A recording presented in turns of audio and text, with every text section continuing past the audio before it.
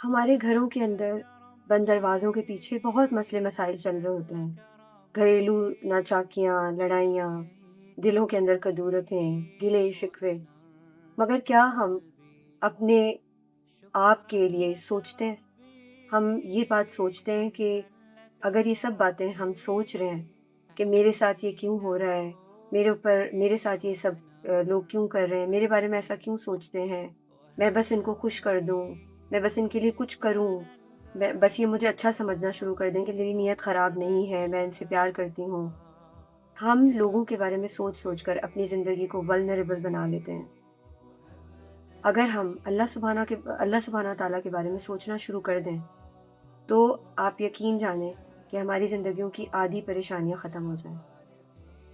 ہمیں اس بات کو سوچنا بڑا ضروری ہے کہ ہم لوگوں کو خوش کیوں کرنا چاہتے ہیں۔ کیا ہماری زندگیوں میں ہماری عمل کا جواب ہم لوگوں نے دینا ہے، یا ہماری زندگیوں میں لوگوں کی اتنی قدر کیوں ہے، اتنی کیئر کیوں ہے؟ ہم اللہ کی رضا کے اوپر چلتے ہوئے اپنی زندگی کو گزارنے کی کوشش کیوں نہیں کر رہے؟ ہمیں اللہ کی پرواہ کیوں نہیں ہے کہ میں صبح اٹھ کر اللہ سبحانہ تعالیٰ کے لیے کیا کرتی ہوں؟ پورا دن گزرنے کے بعد رات کو سونے سے پہلے کیا میں سوچتی ہوں کہ آج میں نے اللہ سبحانہ تعالیٰ کو خوش کرنے کے کون سے طریقے اپنانے کی کوشش کی اور اپنی کون سی غلطیوں کو کریکٹ کرنے کی کوشش کی؟ اس کے بجائے ہم ڈپریشن، سٹریس اور انزائٹی کا شکار رہتے ہیں کیونکہ ہمیں لوگوں کی پرواہ ہوتی ہے۔ ہم یہ سوچتے ہیں کہ اس نے ایسا کہہ دیا، اس نے ایسا کیوں کہا، وہ ایسا کیوں کرتا ہے، اس نے مجھے ایسے کیوں سمجھا، میں تو ایسی نہیں ہوں۔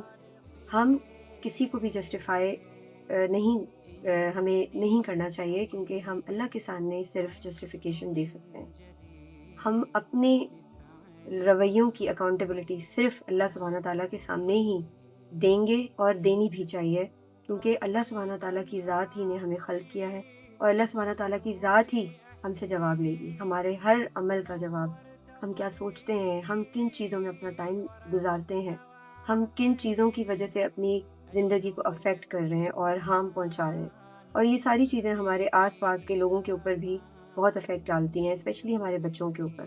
تو آج سے یہ سوچنا شروع کریں کہ اس رمضان میں ہم اس چیز کو کریکٹ کرنے کی کوشش کریں تاکہ ہماری زندگیوں کی یہ ولنریبلٹی ختم ہو سکے، اور اللہ سبحانہ تعالیٰ کی چھوٹی چھوٹی نعمتوں کا شکر ادا کرنا سیکھیں۔